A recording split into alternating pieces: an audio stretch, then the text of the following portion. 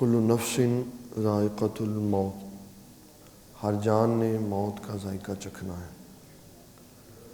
وَإِنَّمَا تُوَفَّوْنَ أُجُورَكُمْ يَوْمَ الْقِيَامَةِ، اور تمہارا وعدہ، تمہارا بدلہ قیامت والے دن پورا تمہیں ملے گا۔ فَمَنْ زُحْزِحَ عَنِ النَّارِ، اور جو بچ گیا دوزخ کی آگ سے، وَأُدْخِلَ الْجَنَّةَ، اور داخل کیا جائے گا جنت میں، فَقَدْ فَازَ، تحقیق وہ کامیاب ہے۔ وَمَا الْحَيَاةُ الدُّنْيَا إِلَّا مَتَاعُ الْغُرُورِ، اور دنیا کی ساری زندگی دھوکے کا سامان ہے۔ لَتُبْلَوُنَّ فِي أَمْوَالِكُمْ وَأَنفُسِكُمْ، اور بالضرور تمہاری آزمائش کی جائے گی تمہارے مال کے ساتھ اور تمہاری جانوں کے ساتھ۔ وَلَا تَسْمَعُنَّ مِنَ الَّذِينَ أُوتُوا الْكِتَابَ مِنْ قَبْلِكُمْ، اور بے شک ضرور تم اگلے کتاب والوں اور مشرکوں کے بارے میں بہت برا سنو گے۔ مِنَ الَّذِينَ أَشْرَكُوا، جنہوں نے شرک کیا، اذًا کثیرا، بہت ہی برا۔ وَإِن تَصْبِرُوا وَتَتَّقُوا، اور اگر تم صبر کرو اور بچتے رہو، فَإِنَّ ذَلِكَ مِنْ عَزْمِ الْأُمُورِ، تو یہ بڑے ہمت کے کاموں میں سے کام۔ اس آیت کا پیچھے کے ساتھ تعلق یہ ہے، انبیاء اکرام کی جو دعوت و تبلیغ ہے وہ دو حصوں کے اوپر مشتمل ہوتی۔ ایک یہ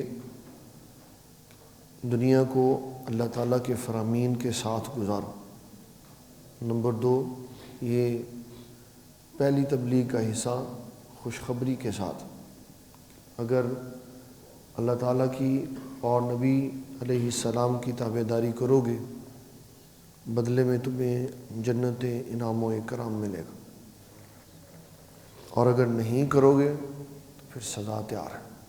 پہلوں کا ذکر کرتے ہوئے اللہ تعالیٰ یہ ارشاد فرماتا ہے کہ وہ جو ہم سے پہلے فوت ہو گئے ان کو کیا سزا ملی، ان کو کیا سزا، ہمیں تو کوئی نہیں ان کی سزا، بس وہ آئے اور چلیں گے اور ختم ہو گئے، قبریں ان کی کھول کے دیکھ لو کچھ بھی نہیں ہے اندر، اسی طرح ہم بھی ختم ہو جائیں گے تو کوئی بھی نہیں اٹھایا جائے۔ اس کے جواب میں اللہ تعالیٰ یہ ارشاد فرماتا ہے کل نفس ذائقۃ الموت، ہر جان نے موت کا ذائقہ چکھا۔ پہلے لوگ دنیا میں آئیں گے، زندگی گزاریں گے، پھر فوت ہو جائیں گے، پھر سب کو فوت کرنے کے بعد دوبارہ دنیا آباد کرو، یعنی حشر کا میدان لگاؤں گا اور لوگوں کو نکالوں۔ صرف کفر کا سبب یہی تھا، کفر کا سبب یہی تھا، وہ کہتے تھے جو ہم سے پہلے فوت ہو گئے وہ کدھر اٹھے، ہم بھی نہیں اٹھے۔ جبکہ انبیاء کرام اور حضور صلی اللہ علیہ وسلم یہ سمجھاتے تھے کہ پہلے لوگ آئیں گے، آ کے زندگی گزار کے صف گزر جائیں گے، پھر اس کے بعد حشر کا میدان۔ وہ کہتے نہیں ایسی سنے ہوئی بات۔ اللہ اکبر، کل نفس ذائقۃ الموت، ہر جان نے موت کا ذائقہ چکھنا۔ موت کا ذائقہ، اس میں فرق ہے ہر طبیعت کے لیے۔ موت آنی ہے سبھی کو، موت آنی ہے سبھی کو۔ جو اثرات موت اور سکرات موت ہوتے ہیں یہ ہمیشہ ہی وزنی ہوتے ہیں۔ کیا ہوتے ہیں؟ موت سے پہلے کی جو تکلیف ہوتی ہے، بسا اوقات تو اتنی کوئی نظر نہیں آتی، لیکن بسا اوقات تکلیف بڑی نظر آتی ہے کہ انسان بڑی تکلیف میں تھا تو کہا جاتا ہے چلو جی اللہ نے مہربانی کر دی، روح نکل گئی۔ بسا اوقات تو دعائیں کروائی جاتی ہیں، اللہ تعالیٰ اس کے لیے آسانی پیدا کرتا۔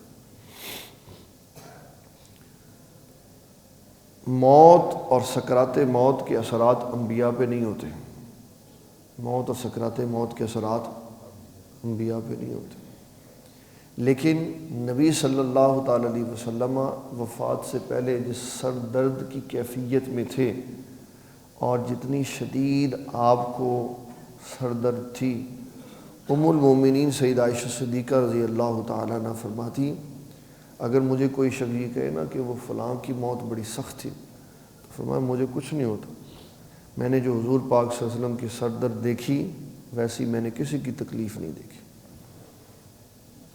یہ موت اور سکرات موت نہیں، انبیاء اجر و ثواب میں بھی دگنے ہوتے اور ان کو مصائب بھی دگنے آتے. بخار بھی حضور پاک صلی اللہ علیہ وسلم فرماتے ہیں مجھے دگنا ہوتا، بخار بھی مجھے دگنا ہوتا. اس کا آپ کی روح کے نکلنے اور وفات سے تعلق نہیں، کیونکہ جس نے روح نکالنی ہے وہ تو دروازے پہ اجازت لینے کے لیے کھڑا ہوا، وہ تو دروازے پہ اجازت لینے کے لیے کھڑا کہ مجھے اجازت عنایت فرمائی جائے تو میں اندر داخل ہوں، ورنہ وہ تو کسی سے اجازت نہیں لیتا. سیدنا ابراہیم خلیل اللہ علیہ السلام کا ایک حکایت میں آتا ہے، ملک الموت کہنے لگا حضرت ابراہیم علیہ السلام فرشتے سارے انبیاء کے تابع دار ہوتے، فرشتے سارے انبیاء کے تابع دار ہوتے. ابراہیم خلیل اللہ علیہ السلام سے کہنے لگا کہ میں جب لوگوں کی روح قبض کرتا ہوں نا تو وہ روح قبض کرنے سے پہلے ہی آدھے لٹک جاتے، بے ہوش ہو جاتے، ختم ہو جاتے. آپ نے فرمایا اس کی کیا وجہ؟ کہ جیسا بندے کا اعمال نامہ ہوتا ہے میں ویسی شکل کے ساتھ اس کے پاس جاتا ہوں. آپ نے فرمایا اچھا مجھے بتاؤ کہ نیک بندے کے پاس کیسے جاتا؟ کہہ رہے ہیں نیک بندے کے پاس میں خوبصورت جوان بن کے جاتا ہوں، اور گناہ گار کے پاس جاتا ہوں تو میری شکل خوفناک ہوتی. آپ نے فرمایا وہ بھی شکل دکھاؤ. کہنے لگا کہ آپ مہربانی فرمائے رہنے تھے، آپ نے کیا کرنا؟ آپ نے فرمایا نہیں مجھے پتہ ہونا چاہیے تو وہ گناہ گاروں کے پاس کیسے. اس نے کہا آپ پھر ایسا کریں کہ آپ اپنی آنکھیں بند کریں.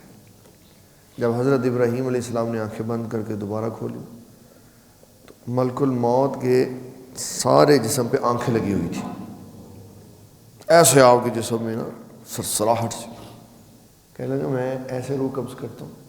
آپ نے فرمایا اچھا بتاؤ کافر کے پاس کیسے جاتا ہے؟ وہ کہنے لگا جی وہ آپ نہیں برداشت کر سکتے، بے ہوش ہو جائیں گے. آپ نے فرمایا نہیں مجھے بتاؤ. جب اس نے بتایا تو حضرت سیدنا ابراہیم علیہ السلام بے ہوش ہو گئے. جیسی زندگی گزاری وہ ایک بندہ ہمارا پاکستان کا ایکٹر اسٹیج کا فوت ہو گیا پچھلے دن، عمر شریف. اس کے بعد انہوں نے ایک انٹرویو چلایا، اس نے بڑی زبردست بات کی. اسے انہوں نے پوچھا تجھے کسی سے ڈر لگتا ہے؟ کہتا ہے قبر سے لگتا ہے ڈر. کس سے لگتا ہے؟ اس سے پوچھا کیوں لگتا؟ کہنے لگا قبر میں وہ سلوک ہوگا جو اوپر تم نے کیا ہوگا، وہاں ویسا تمہارے ساتھ کام ہو. اگر اوپر اللہ تعالیٰ کی تابع داری ہے تو اندر موج ہی موج. اس کو اصل میں قبر میں سکون ہے جس نے اوپر اللہ اور اس کے رسول کی تابع داری کی. وہ جو ہمارے خان صاحب کہتے ہیں کہ بس قبر میں سکون ہے، قبر میں کس نے کہا سکون؟ قبر میں تو بڑی سخت کیفیت، اس کا تو استقبال ہی برداشت نہیں ہے بابا. حضور صلی اللہ تعالیٰ علیہ وسلم فرماتے ہیں جب یہ استقبال کرتی ہے اور ہر ایک کا کرتی، انبیاء کا نہیں کرتی، یعنی انبیاء کو دباتی نہیں، انبیاء کے بعد نیک بندوں کو بھی نہیں دباتی. اس کا طریقہ کار ہے اگر آپ چاہیں کہ آپ کی میت کو قبر نہ دبائے تو وہ کام کرے. حضرت سعد بن معاذ رضی اللہ تعالیٰ جب آپ کو قبر میں رکھا، یہ وہ تھے جن کی وفات پہ اللہ کا عرش ہلنے لگ گیا. جب نبی صلی اللہ تعالیٰ علیہ وسلم ان کی موت کی خبر سن کے ان کے گھر تشریف لے کے گئے تو آپ نے اپنے دونوں ہاتھوں سے تہبد اٹھایا ہوا تھا اوپر اور ایسے ایسے ایسے ایسے کر کے. تو صحابہ نے پوچھا حضور یہ اس طرح جانے کا انداز کیوں اپنا؟ فرمایا جگہ ہی خالی نہیں تھی، ہر جگہ پہ تو فرشتے بیٹھے ہوئے تھے. اس قدر جلیل القدر یہ صحابی. ان کی جب تدفین ہوئی تو قبر اوپر سے بند کرنے کے بعد آقا کریم صلی اللہ علیہ وسلم نے بلند آواز سے تکبیرات، اللہ اکبر اللہ، اللہ اکبر اللہ. صحابہ نے بھی شروع کر دی. اس کے بعد تدفین کے بعد پوچھا اے اللہ کے حبیب صلی اللہ علیہ وسلم یہ کیا معاملہ ہے؟ پہلے تو کبھی نہیں آپ نے ایسا. فرمایا قبر استقبال کرتی ہے دبا کے. قبر قریب ہو رہی تھی سعد بن معاذ کی، تو میں نے تکبیرات پڑھی تو دیواریں پیچھے ہٹنا شروع ہو گئی. اور حدیث میں لکھا کہ حضور صلی اللہ علیہ وسلم کہ اس عمل سے یہ بندہ واحد ہے، یہ واحد بندہ ہے، واحد صحابی ہے جن کے قریب قبر کی دیواریں نہیں آئیں. لیکن حدیث ہمیں یہ بتاتی ہے کہ اگر آپ اپنی فوت شدہ کے تدفین کے بعد سلیب ڈالنے کے بعد تکبیرات شروع کر دیں اور 20 منٹ تک پڑھتے رہے تکبیرات، اللہ اکبر اللہ، اتنی دیر میں حساب کتاب ہو جائے گا اور قبر کی دیواریں قریب نہیں آئیں گی. یہ حدیث شریف کا استدلال واضح حکم، لیکن لوگ کیڑے پاس اب تو یقین مانے حال ہی برا ہے۔ قبر کے اوپر کھڑے ہو کے لوگوں کے آپس کی باتیں اور ہنسی اور مذاق نہیں ختم ہوتے۔ اسلام نے تو قبرستان بھیجا ہی اسی لیے تھا کہ تزہد فی الدنیا و تذکر الآخرہ، کہ دنیا میں زہد پیدا ہو اور آخرت کی یاد آئے کہ یہ مال و متاع ادھر رہ جانا ہے، بالآخر ادھر آنا ہے ہم نے۔ تو یہ مزاج تبدیل ہو گیا۔ اللہ تعالیٰ نے فرمایا کہ ہر جان نے موت کا ذائقہ چکھنا ہے۔ قبر جب مومن کو دباتی ہے، اس کا استقبال کرتی ہے، تو ایسے دباتی ہے جیسے ماں بچے کو گود میں سینے کے ساتھ، اور کافر اور منافق کو ایسے دباتی ہے کہ دائیں طرف کی پسلیاں بائیں میں داخل ہو جائیں۔ اگر آپ اس کے آدھے گھنٹے کے بعد کافر کی قبر آدھے گھنٹے کے بعد کھولیں نا تو صحیح پڑا ہوگا، اس لیے کہ یہ جو عذاب اور جزا کا تعلق ہے یہ روحانی ہے۔ کیا ہے؟ روحانی۔ آپ کھولیں گے تو آپ کو صحیح پڑا ہوا نظر آئے گا، کیونکہ اللہ نے آپ کو نہیں دکھانا، اللہ نے آپ کو نہیں دکھانا کہ اندر کیا ہو رہا، یہی تو اس نے غیب رکھا۔ اگر آپ کو نظر آ گیا تو تسی تے ہر بندے کی قبر کھول کے چکر نہیں شروع کر دو۔ بڑے سے بڑے گناہگار کی قبر بھی کھولو گے نا، اس کو دفن کرنے کے 5 منٹ بعد، 10 منٹ بعد، آدھے گھنٹے کے، وہ صحیح پڑاؤ۔ تو پھر کدھر گئی حدیث کہ تختلف اضلاعہ، کہ اس کی دائیں طرف کی پسلیاں بائیں میں گھس جاتی۔ یہ آپ کو نہیں نظر آتی کیونکہ اللہ تعالیٰ نے ہر شے انسانوں کو نہیں دکھائی، ہر شے انسانوں کو۔ اس کی دلیل کے طور پہ میں بتا دیتا ہوں۔ حضور پاک صلی اللہ علیہ وسلم فرماتے ہیں جب بندہ فوت ہو جاتا ہے اور اس کو کندھے پہ اٹھا کے، یعنی چارپائی پہ رکھ کے، چارپائی لے کے جا رہے ہوتے، تو وہ بول رہی ہوتی قدمونی قدمونی قدمونی، مجھے جلدی لے چلو۔ تو کسی کو آواز آئی؟ کبھی نہیں آئی آواز، اس لیے کہ جو چیز اللہ نے ہمیں سنانی ہے وہی سناتا ہے، ہر شے نہیں سناتا۔ حضور صلی اللہ تعالیٰ علیہ وسلم نے فرمایا اللہ تعالیٰ نے اس آواز کو انسانوں اور جنوں پر مخفی کر دی، انسانوں اور جنوں پر مخفی کر دی، وہ نہیں سنتے، وہ نہیں سنتے۔ اس کا مطلب ہے کہ آقا کریم صلی اللہ تعالیٰ علیہ وسلم نے اس کو سنا تو بتایا نا کہ وہ قدمونی قدموں کہتی ہے، تو پھر انسان مستثنیٰ کیسے ہوئے؟ جب آپ نے قدمونی کی آواز سنی اور ہمیں بتایا تو اس کا مطلب ہے انسان سن سکتا۔ انسانوں میں سب سے اکمل کون ہے؟ رسول اللہ صلی اللہ علیہ وسلم۔ آپ سن سکتے، آپ نے سنا تو ہمیں بتایا۔ اب اس میں سے استثناء کلی نہیں ہوگا، بلکہ استثناء کے لیے یہ لازم ہوگا کہ ہم یہ عقیدے کی وضاحت کریں گے کہ بابا جس کو اللہ تعالیٰ سنانا چاہے اس کو سنا دیتا ہے، جس کو سنانا چاہے اس کو سنا دیتا ہے، جیسے اس نے اپنے محبوب کریم کو سنا دیا۔ اس کا مطلب ہے کہ سنانے کے لیے اس کے فضل اور اس کے کرم کی ضرورت ہوتی ہے۔ آقا کریم صلی اللہ تعالیٰ علیہ وسلم آپ کی حدیث ہمیں بتاتی ہے کہ قبر کے حالات اوپر والوں پہ مخفی ہیں، اوپر والوں پہ، لیکن انبیاء پہ اللہ تعالیٰ حالوں کو واضح کر دیتا۔ عیسیٰ علیہ السلام ایک قبر کے پاس سے گزرے تو قبر کے اندر عذاب ہو رہا تھا، پھر تھوڑی دیر کے بعد گزرے تو اس پہ رحمت برس رہی تھی۔ عام جو مرضی چلتا پھرتا بندہ دکھا تو اس کو پتہ ہی نہیں کیا ہوا۔ تو خاص لوگوں کے اوپر خاص فضل ہوتا ہے، خاص لوگوں پر خاص فضل ہوتا ہے، ان کو بہت کچھ سنا اور دکھا دیا جاتا ہے۔ اسی طرح انبیاء اور ان کے متبعین جو خاص لوگ ہوتے ان کو احوال قبر سے باخبر کیا جاتا، کر دیا۔ یہ عقیدہ اسلام اور کفر کے درمیان کوئی باڑ نہیں۔ آقا کریم صلی اللہ علیہ وسلم ایک جانور پہ سواری کر کے جا رہے تھے، تو وہ ہلا جیسے ڈر جاتا ہے کسی شخص، تو آپ اسے اترے، جو ساتھ تھا آپ نے فرمایا 2 ٹہنیاں لے کے اس کو لا کے 2 جگہ لگا دی۔ فرمایا یہاں 2 قبریں تھیں مسلمانوں کی اور ان کو عذاب ہو رہا تھا، میں نے 2 تر ٹہنیاں لگا دی، میں نے 2 تر ٹہنیاں لگا دی، جب تک یہ تر رہیں گی اللہ کا ذکر کرتی رہیں گی، عذاب سے تخفیف ہوتی رہے گی۔ حدیث میں آتا ہے حضور صلی اللہ تعالیٰ علیہ وسلم فرماتی ہے کہ یہ ایک درود شریف پڑھو گے تو 80 سال کے گناہ معاف ہو جائیں گے۔ مطلب یہ ہے اگر گناہ گار ہوگا تو معاف ہو جائیں گے، اگر نیک صالح ہوگا تو نیکیوں میں اضافہ ہو جائے گا۔ اگر پھول ڈالنے سے وہ پھول ذکر کرے گا تو گناہ گار کے اوپر سے سزا ختم ہو جائے گی، اور نیک جس طرح پہلے رحمت برس رہی ہے اس کے اوپر اس کی رحمت میں اضافہ ہو جائے گا۔ تو فرمایا کل نفس ذائقۃ الموت، ہر جان نے موت کا، جس کے اندر روح پڑی ہے نا، روح، اور روح کا جو کانسیپٹ ہے، روح کا جو کانسیپٹ ہے وہ ہے مسلم کی روایت کے مطابق 42 ڈیز، جب مقام اصل پر بچہ 42 ڈیز کا ہوتا ہے تو 42 دن گزرنے کے بعد 43ویں دن سے اس کی شکل بن جاتی ہے، اور اس کے اندر روح ڈال دی جاتی ہے، اور اس کا ہارٹ بیٹ سٹارٹ ہوتا ہے۔ اس کے بعد سے لے کر پیدا ہونا، پھر فوت ہونا، جتنا بھی جس بھی زندگی کے مرحلے سے وہ گزرے گا، جو روح کے ساتھ وابستہ ہو گیا اس کی روح اللہ نے اس کے جسم سے نکالنی ہے ہر صورت میں، وہ بچ نہیں سکتا، وہ بچ نہیں سکتا۔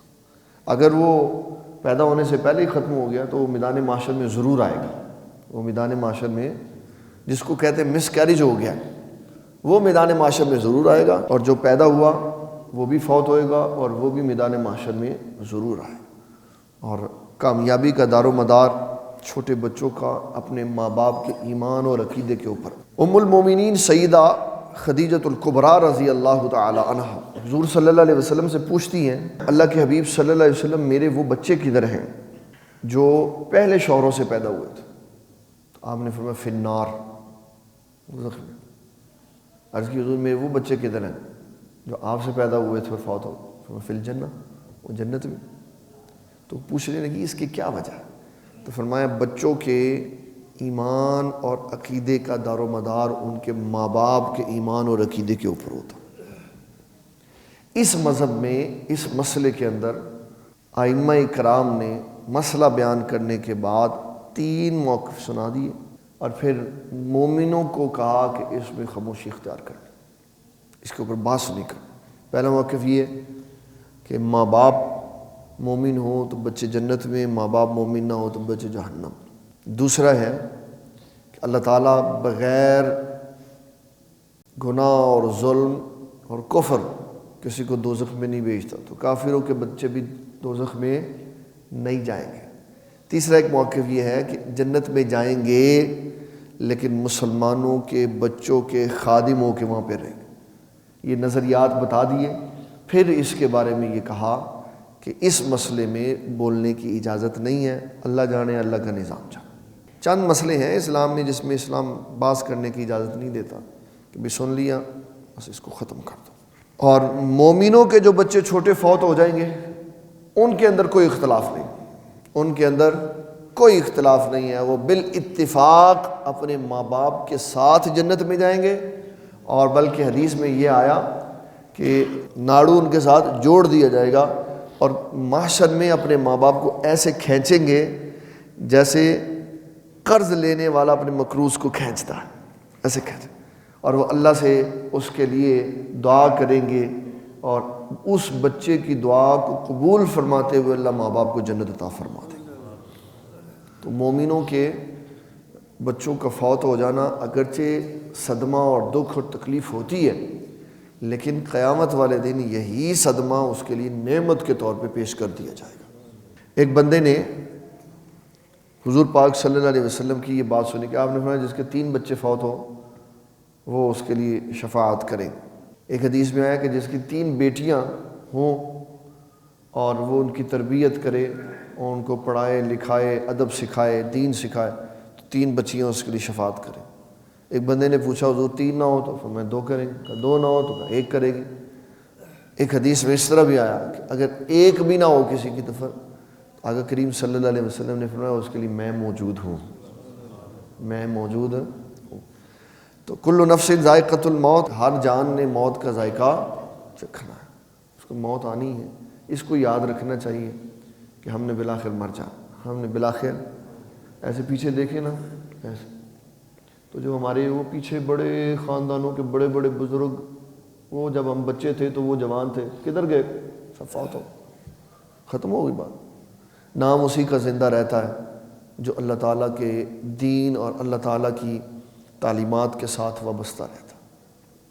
لیکن اس کا مطلب یہ نہیں ہے کہ جس کا نام زندہ نہیں ہوا وہ ختم ہو گیا، بلکہ اس کا جہاں تبدیل ہوا، ادھر سے جا کے ادھر چلا گیا، زندوں کی صف سے نکل کے فوت شدہ کی صف میں چلا گیا، اور وہاں ایک علیحدہ نظام ہے، وہاں ایک علیحدہ نظام ہے۔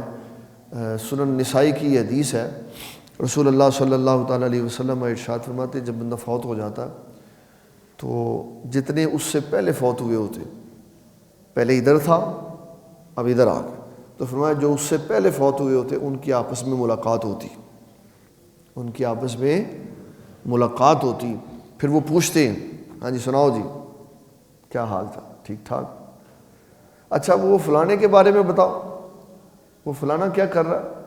انہوں نے کہا یار وہ تو بس بچوں کی خدمت میں لگا ہوا ہے، بھول گیا دین دون سب، دنیا کی محبت میں پڑ۔ فلانا سناؤ، کہتے وہ فلانا تو فوت ہو گیا، پرسوں ترسوں کی بات ہے فوت، کہتے ہم سے تو نہیں ملا، ہمارے ساتھ تو ملاقات نہیں ہوئی۔ اس نے کہا پھر یقین رکھو جو دنیا سے فوت ہو کے یہاں برزخ میں آیا اور تم سے نہیں ملا تو وہ سیدھا دوزخ کی آگ کے اندر گیا۔ واضح کر دیا مسئلہ کہ دو ہی رستے ہیں مرنے کے بعد بھی، یا جنت ہے یا دوزخ ہے، یا عذاب ہے یا جزا ہے، یا ثواب ہے یا سزا ہے، کہ جو سزا یافتہ ہوں گے سزا یافتہوں کے پاس چلے جائیں گے، اور جو نیک صالح ہوں گے وہ نیک صالحین کے ساتھ ملاقات کریں گے، استقبال ہوتے ہیں۔ اللہ تعالی ہمیں دین اسلام کا فہم عطا فرمائے۔